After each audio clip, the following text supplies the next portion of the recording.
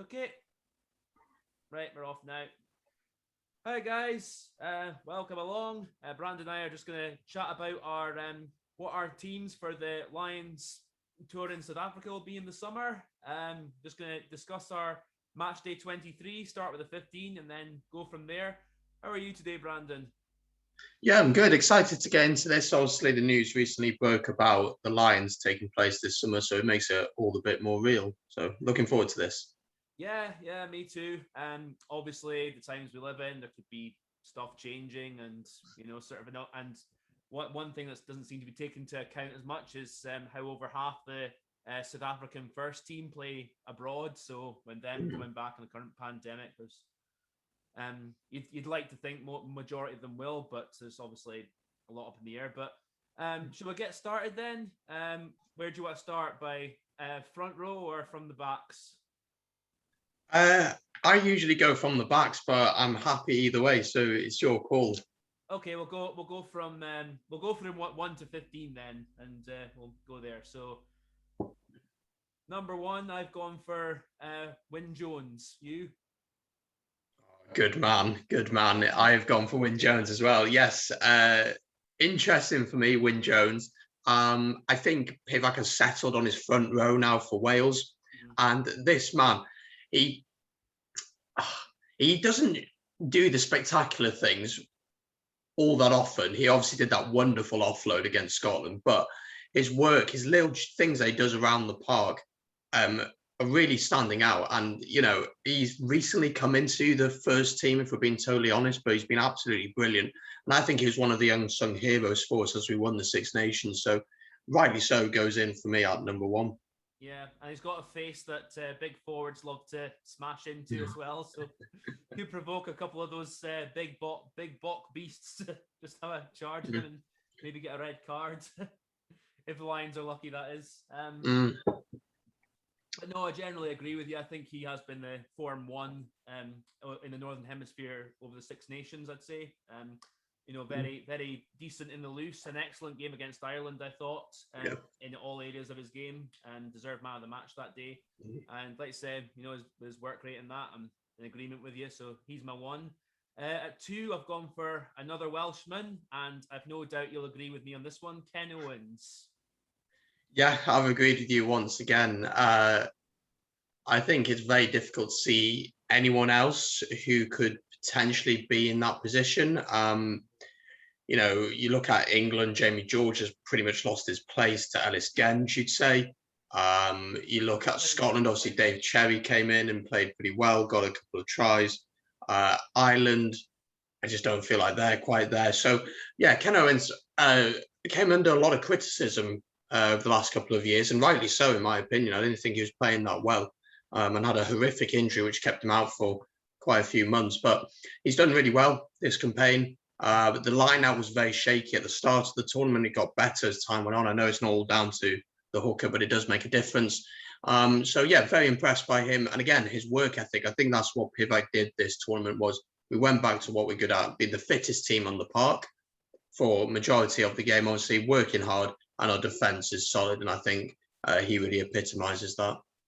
Yeah, and I'm also been impressed by how his line-out throwing improved over the Six Nations as well, and obviously that's going to be very important against the South African line-out, perhaps the best defensive line-out in the world, I'd say.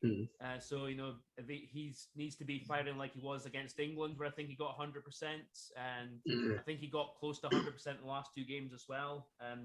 Needs to be on firing on that as well. So. Yeah, that's why I'd take him, and I'm form two.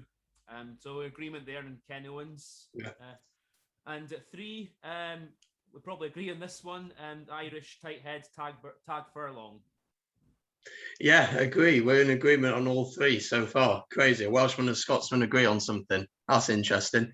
But yes, I've gone with Furlong. I mean, if you can step like that and you can step Finn Russell like that, I think it was Finn Russell, wasn't it? Yeah. I mean, you've got to be in the team. I jokingly said on my channel that is it Tommy Bowe in disguise, having, had a bit too much to eat over the past few years. But yeah, he's been brilliant. And do you know what really impressed me this campaign as well was his scrummaging. that one scrum that he got against England, what it meant to him. But throughout the course of the campaign, he scrummaged really well. And also, you know, you look at New Zealand, the reason why New Zealand have been so successful over so many years is every single player is comfortable on the ball. And he really epitomises that, doesn't he? He's very comfortable with ball in hand. He doesn't just get the ball and head down and hits the floor before he hits the man. He looks up, see what's about, see if he can pass or if he needs to take into contact. And yeah, I think he has to go into the team. Yeah. Impressed, as you mentioned, comfortable on the ball. People talk about the sidestep, but also that impressive offload, which led to Jack Conan's try against England. In the build-up, it was really that offload that got Ireland on the front foot over the gain line there. And then they obviously went on over to the left and scored from there. So, yeah, the proper ability to do that. And he absolutely minced both Mako and Ellis Genge in that game as well. So, yeah, but would you put Kyle Sinclair as like a close contender or have him on the bench? It's very difficult because I would pick players on form. Obviously, this is our team. It's not who we think Gatland will pick. England had a really poor Six Nations. There's no denying that. And there were very few players who actually put their hand up and said, all right, maybe you should consider me. And we'll probably get to a lot of them in the backs later on about who isn't going to be picked. The concern for me with Sinclair is his temperament and his mindset.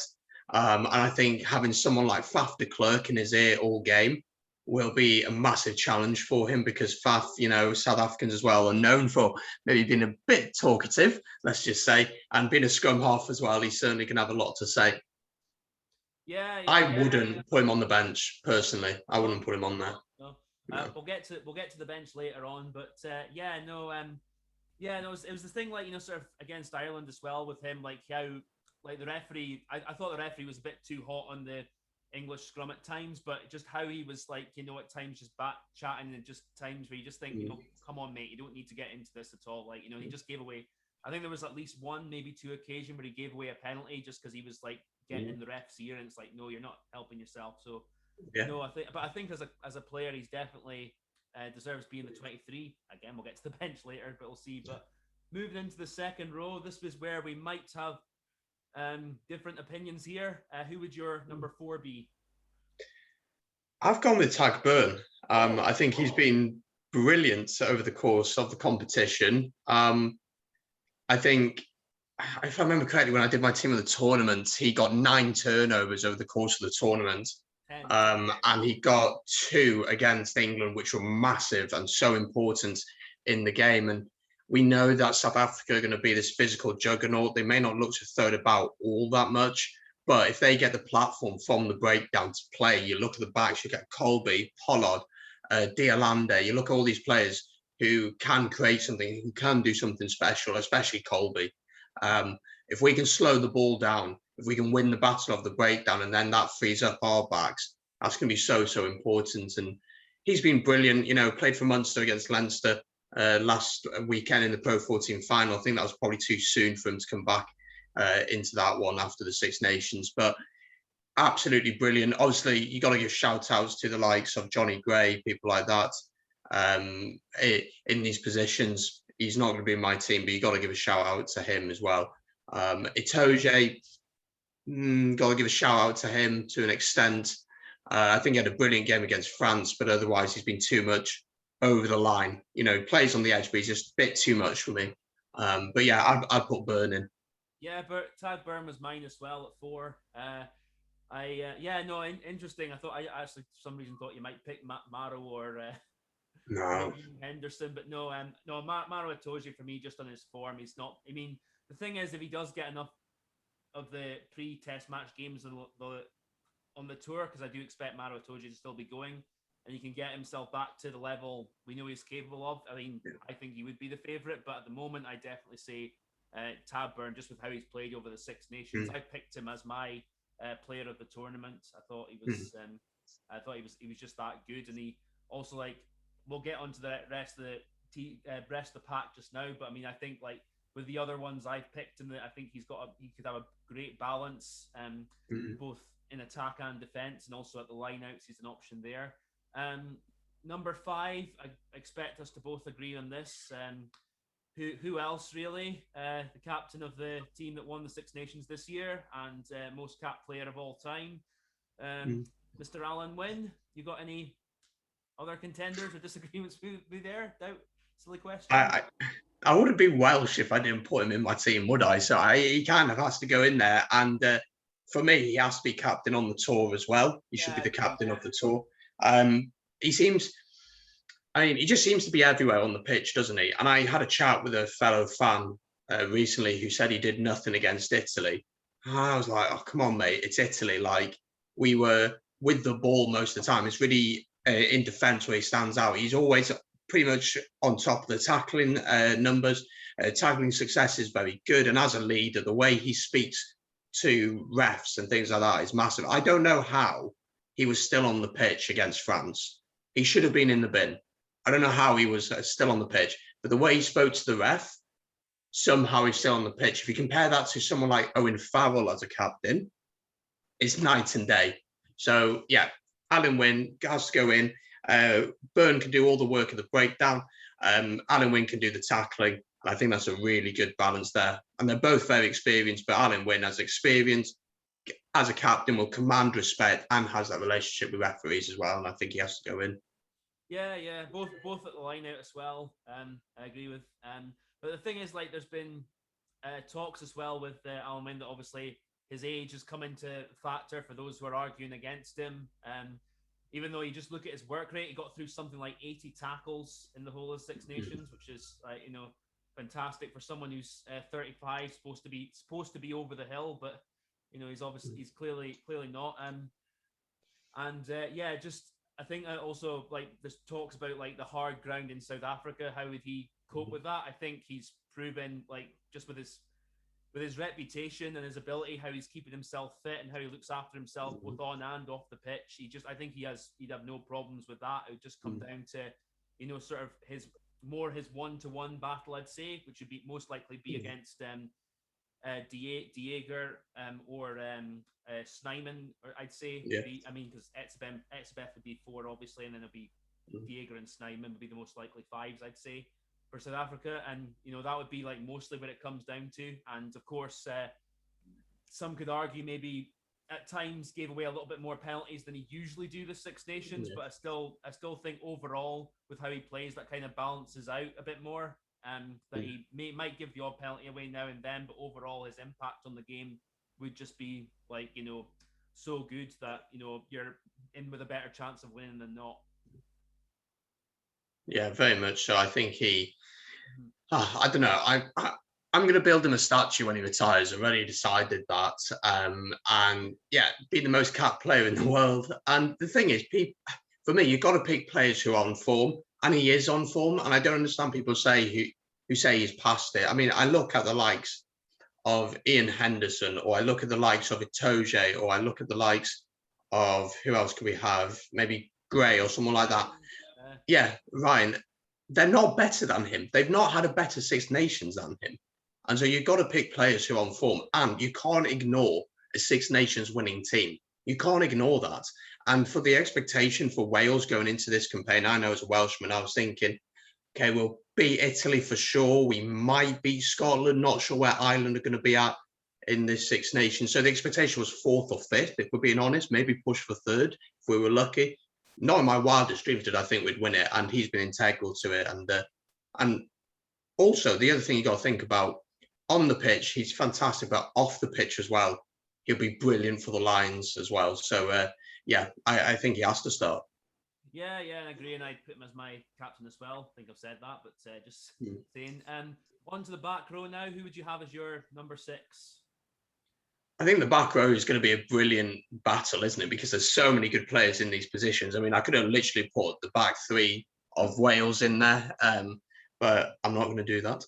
But I have gone at number 6. I've put Josh Navidi at 6. I think the work rate that this guy gets through, the tackling, and I think he was really underappreciated maybe 2 years or more ago. I think people are beginning to realize just how much he does around the park. And I think he was out for one of the games. I can't remember which game he was out for, but we really missed him in that game.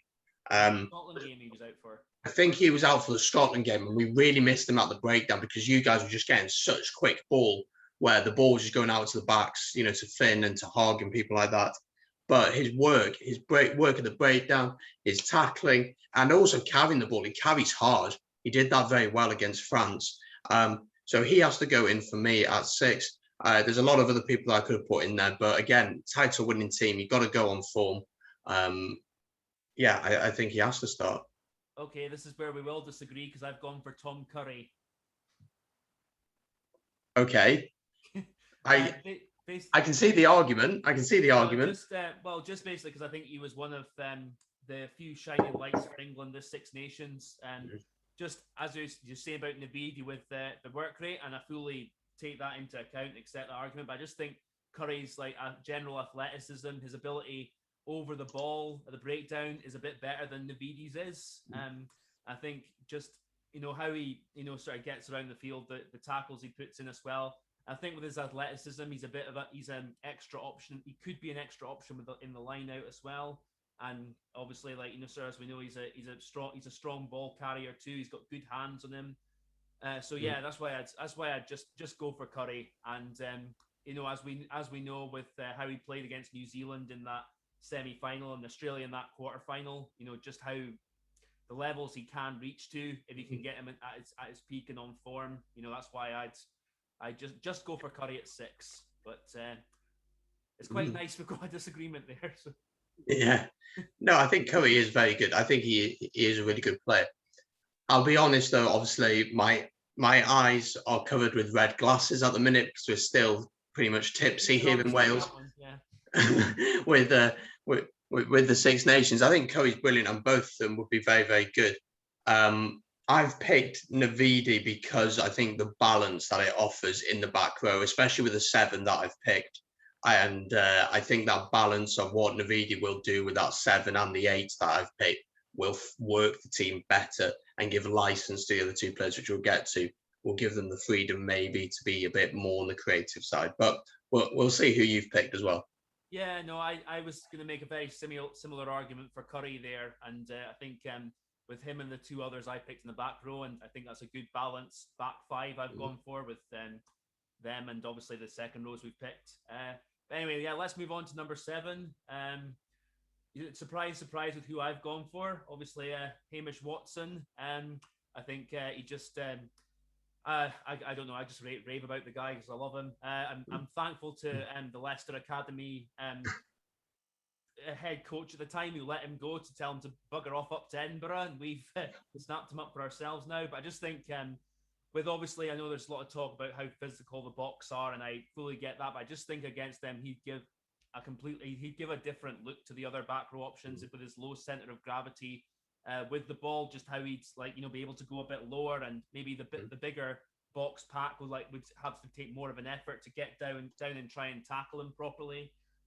Also, he's not afraid of taking on anyone at all. He can be as big as the biggest beast, and he'll take him on no problem at all. And how he gets around, the nuisance he is at the breakdown as well. I just think I just have him as my 7. What about you? I'm going to agree with you. I have put Hamish Watson into my squad as well. Tipuric has been brilliant for Wales, but I think you can't ignore the form of Hamish Watson and the work that he does, but also at the breakdown and in the loose. That's why I went with Navidi. Navidi's very much more defensive 6. He carries well, but does he offer that passing range? Does he have that step? Probably not. But Hamish Watson, what a performance he's had this campaign. And you really notice if he's not playing, even for Edinburgh, because obviously with the Pro 14 this season been a very tough year with, players were away for the Autumn Nations Cup, then the Six Nations, and then, we got this Rainbow Cup and the European Games coming up now. So how much he'll play for them. But you notice that for Edinburgh, when he didn't play, Edinburgh didn't play well at all. And he's absolutely massive for Scotland. Shout out as well to his partner in crime, Jamie Ritchie, could have potentially been in the argument for the 6 jersey, but no, Hamish Watson at 7. We haven't seen enough of the likes of Underhill really this campaign. Well, we didn't see him at all. So yeah, from injury, so We didn't see him at all. I think Will Connors for Ireland did really well at 7. Josh van der Fleer's done well, but I think Hamish Watson has been the outstanding 7. Will Gatlin go with him? I highly doubt it. I think he'll pick Tipuric. But I would pick Hamish Watson. I think he's been fantastic this campaign and offers something a little bit different than the others do. Yeah, I agree. I mean, obviously, Tipuric, the player he is, so I think he would, be a good option for, if as a bit more of a supporting winger, like a second winger, more like just how he plays, and obviously we know about his abilities and his work rate. But I just think Watson, again, as I was saying, with his low center of gravity, just could offer something a bit different, and maybe the box again, the big powerful forwards they might have a tougher job bringing them down than people might think. I know folk just like to focus on the physicality and try and make it like a pound for pound thing, but rugby can be played in so many different ways, and I just think the balance of him, having him in the team and ability to go lower could, I think, cause the box more problems than folk are saying. But that's just what I think. Anyway, on to number 8. Who have you gone for? Oh, it was very, very close. 2 players were really, really standing out to me. I haven't gone with this man, but I just want to give a quick shout out to him, CJ Stander. I think he's been fantastic this campaign. First of all, I think the hate he's received for his decision to retire and head back to South Africa is a load of shite, if I'm okay to say that. Yeah. The guy has given over 10 years to Irish rugby in some form of capacity, signed for Munster for the season of 2011-2012. We're now in 2021. So he's given 10 years to Ireland, uprooted his family, moved to Ireland. So the whole talk about, he just came over, spent a couple of years here, got residency, and then pissed off for a bit. That's a whole load of rubbish. He's really worked hard. And even against Leinster on Saturday, the amount of work he got through the turnovers he was getting, Munster were poor on the day going forward, but defensively were okay. I thought he had a brilliant game. And throughout the Six Nations, he's carried well, tackled well at the breakdown, been very good. So he deserves a mention, but I have gone with Taulupe Faletau. He's obviously been rigged by injuries for so long, but he seems to be back playing his best rugby right now. Very good with ball in hand, which is why I put Navidi at 6 and Watson at 7, and Navidi at 6 be a bit more defensive. He'll happily peel off the back of the scrum, in the loose, very comfortable with ball in hand. And do you know what? A bit more of a modern number 8. Obviously, you'd think that Dwayne Vermeulen would start at 8 for the South Africans. Big ball carrier. So at 8, we'll have something a little bit different, you'd think. So I've gone with Faletau. But if Faletau was unfit, Stander would certainly start, and I'd be very happy with that. Yeah, no, I'm the same. I've gone for Faletau just because of the big game player he is. The fact he is looking back to good form again over the Six Nations. I thought his efforts against England and Ireland at home particularly, he was looking back to near as good as I've seen him play. And again, just how he turns up on the big games, I think it's to him. And what you say about CJ Stander, I get what you're saying, but I mean, from what I've seen, thankfully, most of the comments he's got in retirement mostly have been positive, and I like to think there's more sensible people out there who you are very grateful for the work for all he's done for Irish rugby. But I know I'd have CJ in the squad, but I just picked by Faletau, I think. But I think another shout out should go to Sam Simmons, who's been of course excellent for Exeter, and who knows if Faletau or Stander get injured, or if Simmons goes on the tour and has a good tour, then there's every chance he could get in to the test side. But I mean, again, why Eddie doesn't pick him, no idea. I think the thing with Sam Simmons, though, it's a tough one, isn't it? And I'm sure we'll talk about him at 9. We'll talk about Cooney, I'm sure, as well, who's been fantastic for Ulster this season. I'm not doubting that they could do it at the international level, but we've not seen it yet. So that would be my only concern with the likes of Simmons and Cooney. We haven't seen it at international level yet. I've no doubt that they'd thrive at this level, that they'd be able to play at this level. Exeter, of course, won the Premiership last season, won the Champions Cup last season, and they're probably going to go pretty far in both competitions, although Bristol are top of the Premiership at the minute. But we haven't seen them at that level yet. So I'm not saying they couldn't do it, but I would have... It'd be tough to take them and say, right, you're going to play against South Africa on this level now. But I can see the argument for Simmons for sure. I mean, what is it, 13, 14 tries from number 8 this season, something ridiculous like that. You can't be ignoring that kind of form. Yeah, absolutely. And I fully get that argument. I think that's where Gatland will take it into account as well. Just okay, they're playing well for club, but can they step it up? But you could also look at obviously the Lions' history. 71, Peter Dixon didn't play for England, and then he was in the Lions Test team and had a great tour then.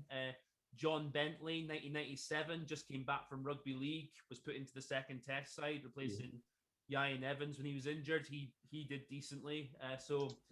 It's that's the magic of Lions tours. It's like we could be talking about this now, but going into the test week, there could be one or two players we haven't talked about at all that just suddenly find themselves in the match day 23. So it's very possible, very possible, absolutely.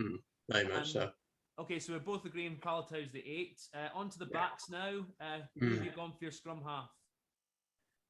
Oh, scrum half. Oh, do you know what? I think all scrum halves from the Four Nations have actually had decent Six Nations. I think Thomas Williams has had a good Six Nations before he got injured. Thought Conor Murray had a decent one. He played a lot better. I think his quickness of ball was quite a bit better this season than we've had before, because I know for you and for myself, how slow he can be sometimes is very frustrating to watch.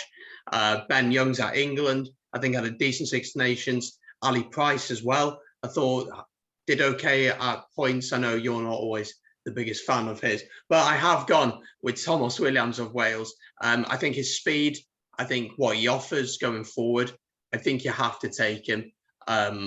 Conor Murray, a close second for me. I don't know. I feel like against South Africa, it's going to be very, very physical. And if we don't win that physical battle, I don't see what Conor Murray offers. He offers a box kick. That's all I see him offering. Thomas Williams offers a lot more, in my opinion. Conor Murray would be the sensible option to go with because of his experience. He's done it. He's been there before. I think he's been on at least 2 tours now, heading into this one.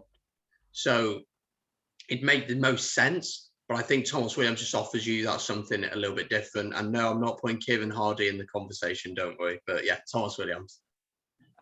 Okay, I've gone for Conor Murray, actually. I mean, I know like the past, he's not really been the same player as he was on the last Lions tour, because I think then he was probably the best 9 in the world. But I think against England, he looked back to near his best. I know he didn't have a great game in the Pro 14 final against Leinster. A couple of 1 or 2 notable box kicks went awry, and he just didn't seem to get a grip of the game at all. But I think on his day, if you can get a pack that can at least get parity with the Springboks, and obviously, we know about Conor Murray's box kicking, and if he can get that accurate, it's as good as anyone's. But I think also his pass as well. If he can get that fit, if he can get his pass back to his best and fizzing, like it was at times against England, I think he'd be the 9 you'd want to have. I might be leaning a little bit slightly towards reputation there, but I would just pick Conor Murray as the 9 shirt. So for the 9 shirt, so that's who I've gone for. No, I like Conor Murray. I do. I think he's had a good Six Nations. I think he's sped his game up a bit. I think against England, he was absolutely fantastic. But I just think Thomas Williams offers out something a little bit different. But the question would then be, obviously, we'll get to our benches later, but if Thomas Williams start bringing Conor Murray on, does he have an impact from the bench? That would then be the question, wouldn't it? Thomas Williams would certainly have an impact from the bench. He'd speed the game up, he'd do something a bit different. So I can see both sides of the argument.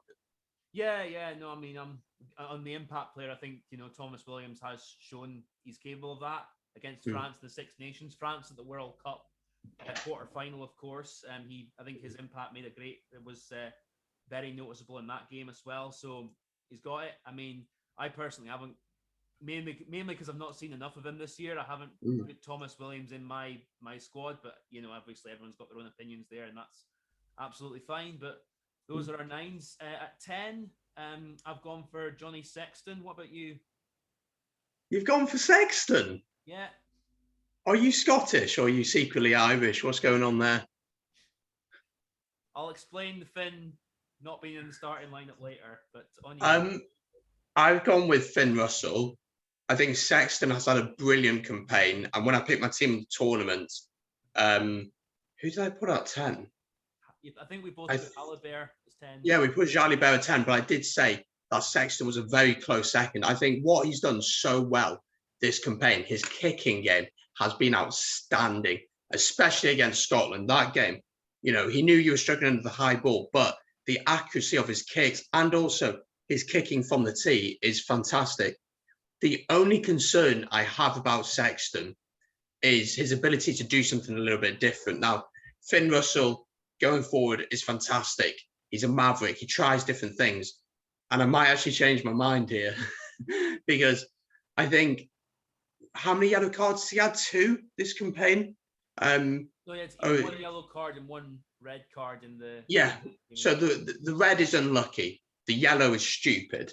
And we can both agree on the yellow. Tripping, I believe it was Ben Youngs. Yes, Ben Youngs in the first game. Very, very stupid, very necessary.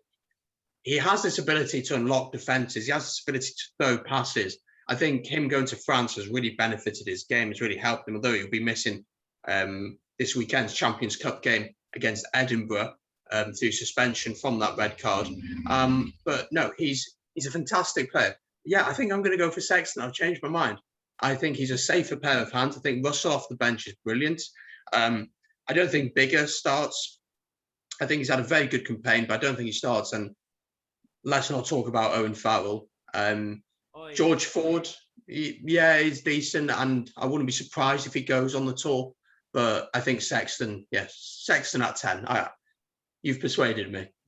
All right. No, I just thought, with the more solid option and reliability factor as well with Johnny, with Finn as well. I mean, because I thought actually against France before he got sent off, his tactical kicking was looking very good, and against a box defense that flies up, I think that would be a very effective tactic. But I mean, just again, I just think with the way a game could go, he's maybe someone you'd want to start with a bit more of a solid, reliable at 10, and then maybe bring off the Maverick later on.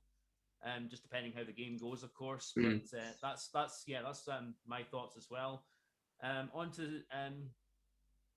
Okay, we'll go for the centers first, then we'll go for the back 3. So, two centers I've gone for. I had a bit of a.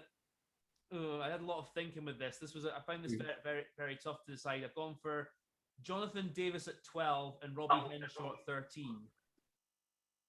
What about you? Interesting. I would put Henshaw at 12, and I'm really tied between Jonathan Davis and Ringrose. Okay. No, Henshaw. I'll say what I pick. I think Henshaw, along with Byrne, was one of the best performers for Ireland this Six Nations. Absolutely. I think against England, some of the tackles he was putting in, some of the reads he was putting in, his job was very much take out forward, stop him. Don't let him dictate the game. And he absolutely did that. And he got a very fortuitous try in that one. I think it was against you or was it against England? Yeah. There was one very fortuitous one. Yeah, very fortuitous, but he took it. It's a try, which is great. Jonathan Davis, for me, has not been spectacular this Six Nations, but he's world class. We both know he's world class. We both know what he can do. Ringrose, his stats are through the roof for this campaign. When I've done videos on some team of the week and stuff like that, his stats are very, very good, but he was injured for the England game, so I'm not sure what the extent of that injury is. I think I'd go with Henshaw and Ringrose at 12 and 13. Okay.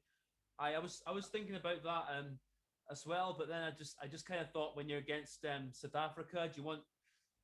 I don't know, so I was thinking because I had George North in mind as well, but I kind of thought his defensive liabilities at times. You just have, I mean, again, when he rushes up, if he gets man and ball, that's brilliant. But sometimes if he does go up on his low and he leaves a dog leg, and then South Africa, as much as we talk about how physical they are, they do have the players on the outside who can exploit that very, very easily. They've got the talent, of course, to do. But I mean, the reason why I went for Jonathan Davis at 12 because I think he's not as quick as he used to be. At 13, so I don't know if 13 would be the position for him as much. But I think also having his as well as his physicality, his tactical boot off his left foot would be a good option to have. And Henshaw at 13, I think he's more than got the capabilities there, and he showed against England just how he times things really well at 13 defensively. You could argue sometimes in attack, it's maybe both players are very similar in a lot of ways. And that was kind of where I was having a bit of a debate. It's like, I want, because they're apart from maybe Jonathan Davis's kicking game, they're both rather similar players. So, but I mean, I think Henshaw is very capable of like maybe offloading it a bit, or like you know, sort of if there's an overlap out wide. You know, I think he is capable-ish of throwing the pass out if needed. But yeah, that's who I've gone for. Yeah, just to like, you know, sort of more pragmatic and physical, I'd say. But you know, I think there's a good balance there. But no, I don't. I don't think it's an awful centre partnership for sure. I think Jonathan Davis has been good, and I think, well, not good. He's world class, and as you said, his boot's a brilliant option. But I want to pick players on form, but it's who Gatland will go for, and Gatland will pick Jonathan Davis. Probably, he just will, because he's one of his favourites. You know, we know for sure that Alan Wynn will be paid. Jonathan Davis will start. Gatland loves George North, so I wouldn't be surprised if George North starts in some capacity. So there's a few players that Gatland really likes. Tippick's another one that I wouldn't be surprised to see starting, but I think you have to back form. Otherwise, what's the incentive for players to play well? Yeah, well, yeah, of course.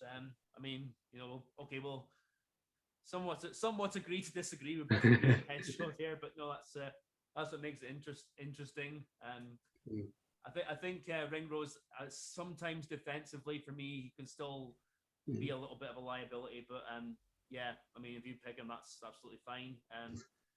I've picked two wingers. One could definitely argue as a defensive liability, so I might be sounding a little bit hypocritical to some there. But on the wings, who have you gone for? First of all, gone for Louis Rees-Zammit, the best winger in the Northern Hemisphere at the minute, in my humble opinion, if I may say that. The kid is absolutely brilliant, electric, quick, and also backs himself, which what you see with a player in confidence is they're like, yeah, I see opportunity, I'm going to go for it. And that try against Scotland, for me, was the try of the Six Nations. I agree. So that's why I decided on my Six Nations awards, was to give him a try of the Six Nations. And the technique to get the kick, and then to collect it and to finish and to back himself and in the moment, and what it meant for the whole game was brilliant. He's just got this natural instinct to finish. He's absolutely rapid. Again, defensively, I don't think has been tested all that much. So it'd be interesting to see how he'd fare against the back line of the South Africans or some different players. But I think you have to pick him. He's absolutely flying at the minute. And playing in a very poor Gloucester side. He's done very well for them this season. It'll be interesting to see how they get on Friday nights. They're playing La Rochelle, which will be a tough game in the Champions Cup for them. Whether you're playing that, I don't know. But no, he's got to start for me. And then on the other wing, you'll be very happy to know that I've picked the try scorer against France, the winning try against France, which you certainly enjoyed, Duhan van der Merwe. I think he offers something very different to Louis Rees-Zammit. He's very much bulk and power, but he's got that natural pace as well. 8 tries in 10 games for Scotland is very good as well. Going to Worcester, which I think is a bit of an odd move. I don't think it's much of a step up from Edinburgh, if I'm being totally honest. But no, I get what you're saying with the defensive liability, because there were some tackles, I think, for the Penot try, I think it was. Yeah. He has to make that hit. He has to make that tackle, which he doesn't. But no, I think them two wingers would be very good. But shout out to people like Anthony Watson. I think he's done okay this Six Nations. You could say Liam Williams can cover that back three. So, you know, I think he'll go as like a utility player because he can play a variety of positions. Johnny May's a great finisher. I don't see from Ireland that you take any of their wingers at all. I don't think James Lowe goes or Keith Earls goes. Keith Earls, he's been doing well. He's a utility player, isn't he? He wouldn't start for sure. But I think Louis Rees and Duhan van der Merwe are two solid wingers. Defensively, questionable. But I think our fullback, I think we'll both agree on them. I think our fullback has had a very good defensive Six Nations if you look at the stats. So yeah, I've gone with them too. Yeah, they're mine as well. I actually would like to see Van der Merwe up against Colby. Not with Colby having the ball in hand, of course. I'd like to see Van der Merwe just like sort of I really can see him just smashing and taking over the top of him. But no, I think with I might be speaking from the heart a little bit here, but I think Van der Merwe's defensive positional play is something that is more or less needs like a few iron creases more than something that's an absolute massive liability. Because I think he sort of he is capable, but positionally he does sometimes get himself caught out of position. And as you said with the Pinot tackle, he just has to more or less just go in there, take him man and ball, and just smash him out into touch. And he didn't really do that at all. So I can understand why folk might be against him there, but just with his ability with ball in hand, how he can come in on the crash, just the angles he runs, like how he breaks tackles, 31 broken tackles in the Six Nations. It's the Six Nations record. And top try scorer, of course, as well. Try scorer as well. I just think, sort of what he offers, he caused the country of his birth so many problems, I'd say. So I'd take him. And Louis Rees-Stammet as well, just for his sheer pace.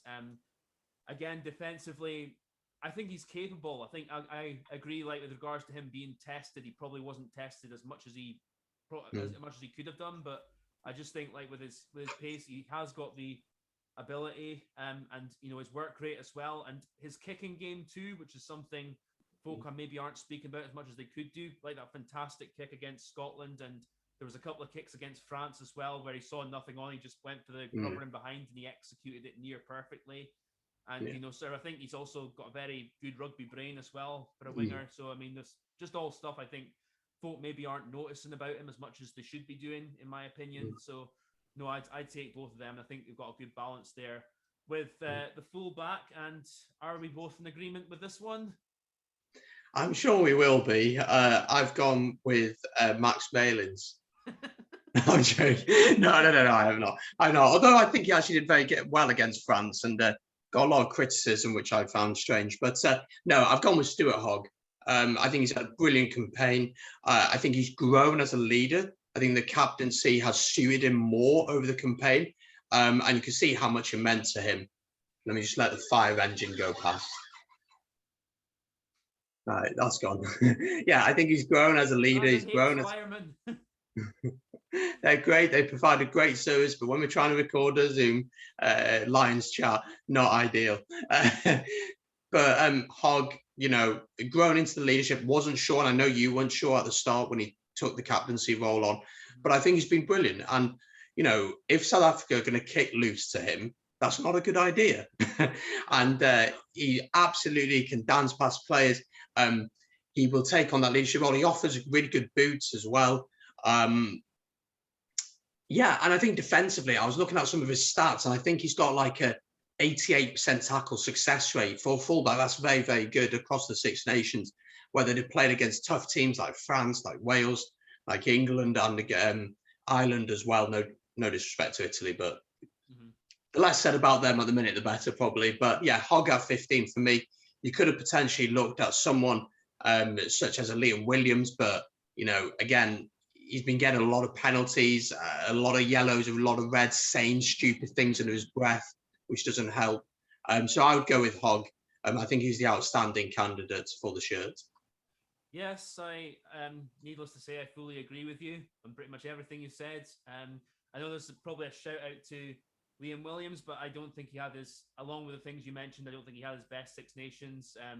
I think his defence, again, barely anyone's talked about the fact that against England, two of England's tries came from him going too high in his tackles. I think this is one area what we're talking about Stuart Hogg 4 years ago, saying he's a liability in defence, but I think he's improved that side of his game so much. Just like sort of how I think he's very solid there. As you're saying with his kicking game, I think of all the fullbacks, he's got probably the best kicking out of hand, the longest at least, I'd say. And just again, if the box do kick loosely to him, they know that he's going to be coming down their throat, and that there's an opportunity on. But even when he comes into the line, like so he has the I don't see that many fullbacks have the ability at either first or second phase ball of just being able to dance around quickly and at least making a bit of gains, even if it's like only like 2 or 3 meters over the gain line. He almost always manages to do that. And so yeah, no, I just think you have to have him as the 15 for this tournament, and yeah, that's just it as far as I'm concerned. I don't think there are many other outstanding fullbacks really. I think Hugo Keenan did well, but I don't think he's ready for the Lions yet. England were very much battling over who was starting at 15 over the course of the tournament. And then, Hogg obviously for Scotland, Liam Williams for Wales. I don't see who else you can really put in there, but I think Hogg has been the outstanding one. No Lee Halfpenny? I think we haven't seen enough of him, unfortunately. And defensively, he's improved a lot. He's got a great high boot, but going forward, how much does he truly offer compared to the other two? I wouldn't put him in the world-class bracket anymore. No, I agree. To be honest, he probably wouldn't start for Wales now. He'd be on the bench. No, I agree with that as well. I think he's maybe past the peak of his powers.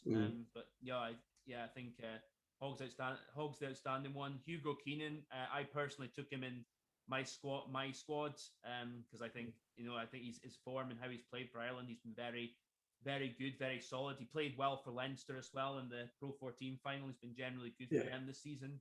But I think you got to go with Hogg just on class, experience, and I think his maturity's improved a lot as well. Sort of compared to where he was around the time of his first Lions tour in 2013. So no, I think that's what I think. But we're going on to the bench now.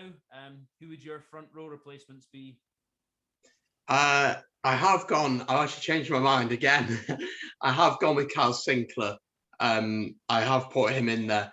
I am very worried about his temperament and the way he reacts to different situations, how players get in his head, but I do think he has to go in there. I picked another Englishman in Ellis Genge. Put Ellis Genge in there. I think when he comes off the bench, he always feels like he's got something to prove. And that's what I really like about him. So Ellis Genge definitely has to be in there for me. I'm struggling with a replacement hooker. I'm struggling with that. So I'm wondering, who have you gone for?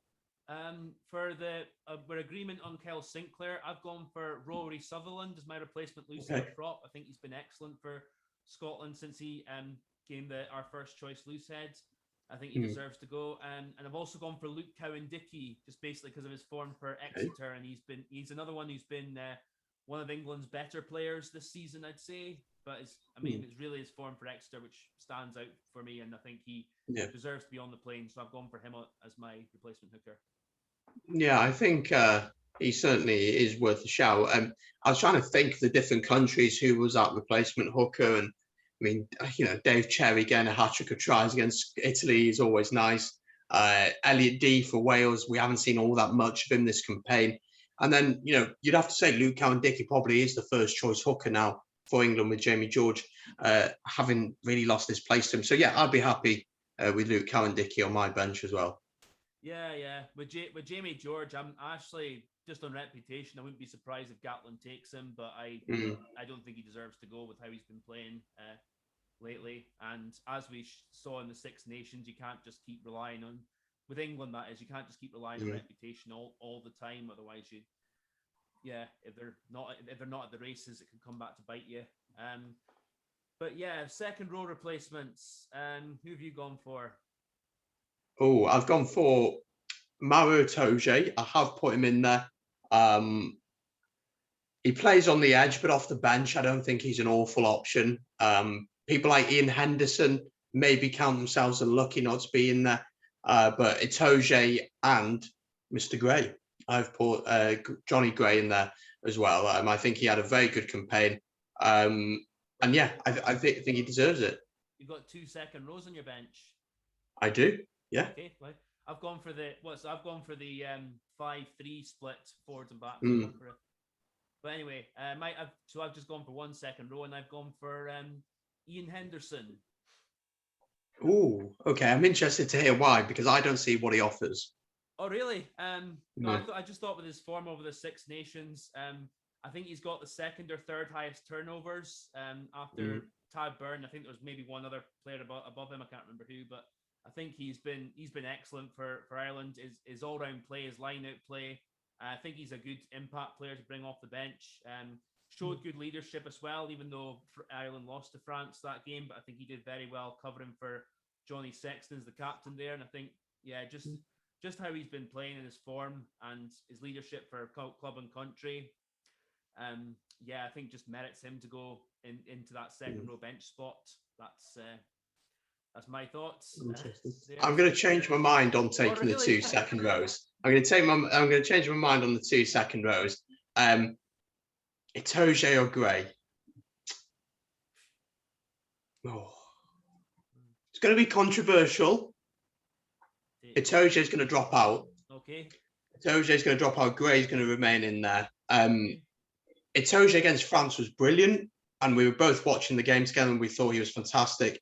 But too much in games, he crosses that line, and he just doesn't seem to then be able to get back, does he? And the ref always has that in his head. And Faf de Klerk will certainly be reminding the ref that Itoje has already been penalised, if that's the case. Yeah, but that's also a thing. I think that's where it could work in not giving away penalties, of course, but that kind of tactical play could work in Itoje's favour in terms of, Gatland would want a second row who or any player doesn't have to necessarily be a second row, of course, who is going to be constantly on Faf de Klerk, because he's going to be looking for field position all the time. There's going to be a lot of kicking, and you do want someone. But I think with the starting options, I think Ty Byrne is very capable of that. I'd say Faletau and Watson can do that job as well. Those are the ones we've agreed on anyway. But I think that's where it could work in Maro Itoje's favour. But just with his form and how many penalties he's given away, I had him in my 23, but more I've kind of thought about it. I thought, does he deserve to be there over like he and Henderson? I think, and that's why I've gone for Henderson just narrowly in front of him. No, I agree. I think Gray though has been brilliant for Exeter, but also for Scotland as well. And I think he deserves to go in there. And of course, the last tour, I think how many were picked? Was it 2 Scotsmen were picked to go on the tour? In the end. Thank you for reminding me. So I think this tour will be a little bit different for Scotland. Yeah, but then you read obviously all the reports like they just wanting to keep doing this down and all that, and then just kind of think, look at some of the players from, they've got flaws as well in different areas, but yes, it's just the way, I still think we'll have the lowest representation of all the nations, but I think I've done enough to get at least 4 or 5 on the plane, so that's what I thought. But back row replacements, I've gone for Justin Tipuric as my back row. Oh, interesting. It was a tough one. Stander can play 6, can play 8, probably could play 7. I've gone with Stander. Okay. I think he's had a brilliant campaign. I think it'll mean a lot to him to play. I think Tipuric is very good in loose, although we haven't seen enough of that under Pivac, I don't think. I think he's been quite limited to what he can do. But Stander was very close to getting the starting team for me, so he's got to fit on the bench. Okay, no, that's fair enough. I thought more that maybe if the game wants to loosen up later on, that was where my thoughts with putting Tipuric on the bench would be. Just with the energy he could bring to the second half as well when he comes on. So that was my thought process there. But I mean, of course, CJ Stander, like I've no arguments for me against that. And we all know the player he is, sort of the work he does, and he's very consistent. So I'd say, either or, but I'm personally going to stick with Tipuric as my replacement. My replacement. Yeah, I think Tipuric would be good because obviously he's played with Navidi a lot, played with Faletau, so you could have Watson coming off and Tipuric going on to make an all Welsh back row. That could certainly happen in the game. But I think Stander, just the ability that he has to play 8, 6, and we haven't seen him at 7, I don't think, but he probably could play there, or you'd shift one of the other players to that position. But as a ball carrying option coming off the bench to batter that tired defence, and his work at the breakdown as well. But I can see the argument for Tipuric, but I just don't think we've seen him in an attacking sense for 3-4 years. To be honest, he just hasn't been given the license, I don't think, to do that. But yeah, I'd go with Stander, I think, just about. You know, including that kick ahead against France, which led to Josh Adams's maybe try, but was given. It wasn't a try, and I'm saying that as a Welshman. It was never a try. It's clearly held up. But you can offer that, yeah. But I don't know, if you compare to where he was against when we beat England 30 points to 3, and he just absolutely ran the show that day and just in the loose was incredible. I just don't think we've seen enough of that, but very good player. And, you know, him or Stander, I'd be more than happy with, to be honest. Yeah. Okay, on to the backs now. Who's your replacement scrum half? I had a toughie with this one. Who have you gone for? Oh, it was really, really tough. I said that I picked Thomas Williams to start. So I was looking at Colin Murray thinking, okay, what does he truly offer off the bench? The reality is not much, in my opinion. So I've gone with Ben Youngs. I think Ben Youngs has actually had a very good Six Nations. I think he played very well against us. He seems to have sped his game up quite a bit. So I've gone with Ben Youngs. I know it's a little bit different. It's a little bit controversial, maybe. But I've gone, as I said, with Ben Youngs. Yeah, I've gone with Ben Youngs as well. Partly because, like, you know, to the point you've made. I don't know there's a few, from what I've seen, mostly English fans out there who don't like him anymore. We don't like him anymore and say he's too slow. But I think he's been one of England's better players in a mostly poor campaign, of course. And you know, but that's where I'd pick him. I think he's done enough to get himself in the Test 23, and we all know his capabilities. He's normally pretty reliable. Sometimes he does sometimes, I think, often too much. You know, when he gets the ball at 9, he just shifts across a little bit too much, and some would argue that gives defenses too much time to reset. But I mean, I think it's things, you know, but he's got a quick enough pass, I think, often makes up for that. So agreement there, Ben Youngs. The other back replacements, I've gone for the, I mean, obviously, you know, this could be seen as the 10 option, or could be seen 10, 12, whatever.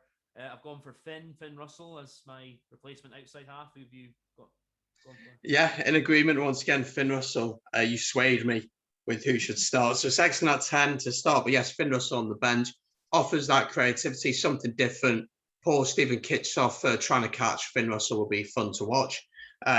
So just seeing him being able to open up defenses and do things like that, very much so Maverick, and straight on the bench. You look at the other 10s, what do they truly offer? Something different to what Sexton does. Farrell certainly doesn't. Ford is creative, but not as creative as what Finn can offer, and bigger. Again, I don't see what impact he has off the bench. I think Callum Sheedy's been very good for Wales, but he's not the level of the Lions yet. So I think you go with Finn Russell. Yeah, I mean, again, it depends on the context of the match as well. Like, do you want to bring off a 10 who's going to be a bit more solid and a finisher, as Eddie Jones puts it, for some reason? You know, but I think, again, just with who the opposition are, I think you do need someone in the second half who's going to come on and open the game up. But I've got an interesting. I had an interesting thought of this, actually.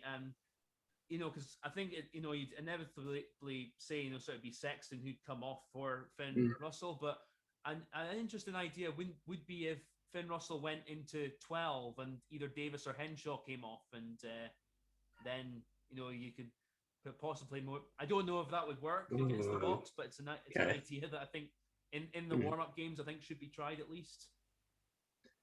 Maybe I'd be worried about Finn Russell defensively, and being hit by the likes of Diolande and people like that. I think it'd be interesting in those opening games where we play against, I think we're playing Western Province and a few others along the way. So it'll be interesting to see what Gatland does, how much experimentation there will be, or will he have, right, this is my squad going in to the tour itself, that you'll think, right, these are the 15 I'm going to pick. But he might say, okay, actually, I've got maybe 7 or 8 starters that I know are going to start. So I want to try a few different things and see what works. There's no harm in trying it, but I'd be very worried about that, especially if it's very close. And I think that would be something that the South Africans would certainly target. Finn Russell is a 10 at the end of the day for me. So I'd be a bit more concerned about it. But Finn Russell has to be on the bench. He just offers something different, doesn't he? So he has to be there. Yeah, no, just for argument's sake, thought it might be an idea, but I mean, I can understand why folk wouldn't agree with that. The other outside back, I had a toss-up here between Anthony Watson and Liam Williams, and I, just for possibly a little bit more on the versatility side, in terms of at international level at least, I have gone for Liam Williams as my outside replacement back. Who have you gone for? Same, absolutely same. I can't believe a Welshman and Scotsman are agreeing so much. It must be the Celtic blood. No, I think, Liam Williams, just for his versatility, can play wing, can play fullback, and can do them at a very high level. We haven't seen Anthony Watson much at fullback at international level. Obviously, does it quite a bit for Bath. He has been over the past few years. But Liam Williams at fullback. Again, the only concern I have about him is his head. He says stupid stuff under his breath, which really doesn't help. And he does stupid things in games, which doesn't help either. Defensively, I'm comfortable with him. And going forward, I'm very comfortable with him as well. And as you said, kicking wise, I think he's got a decent boot on him as well. And the link up that he could have with the likes of Louis V. Samet and people like that would be massive for the game. So, Liam Williams for me, but Anthony Watson definitely deserves a shout out, and Hugo Keenan as well. Yeah, absolutely. And obviously, Anthony Watson has been one of England's better players. And I think Gatland will go with Watson, either starting or on the bench, because I think just obviously how he did it the last tour and how he has been playing, he's normally pretty reliable. But no, I think Liam Williams, just because he does offer that extra versatility, and he can play both wing and fullback a lot better, I'd say, overall. That's where we're in agreement there. So that is our 23. Few disagreements, which is always healthy, I think, more than just sort of blindly agreeing with folk. But no, I think anything else you want to add, Brandon, before we finish off? I think it's a good squad. I think we've got really good options on the bench. I think there's a nice balance there.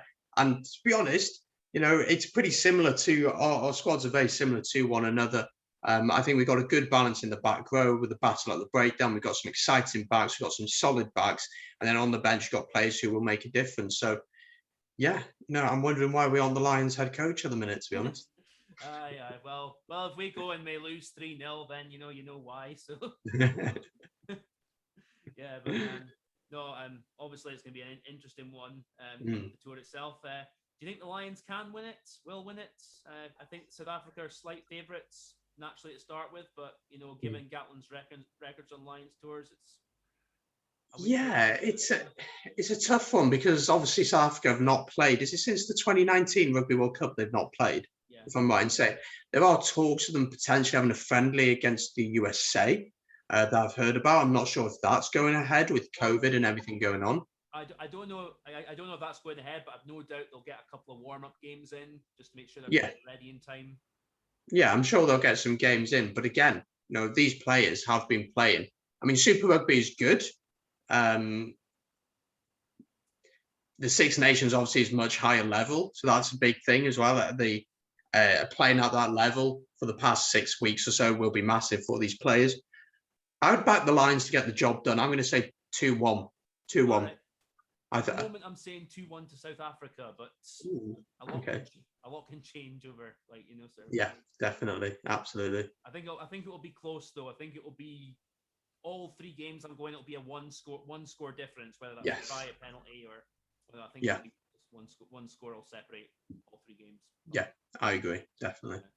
Okay, well, I think that's all I've got to say. Thanks for listening, guys. Thanks for coming on, Brandon. Obviously enjoy chatting with you and having you on. And I'll catch you later on.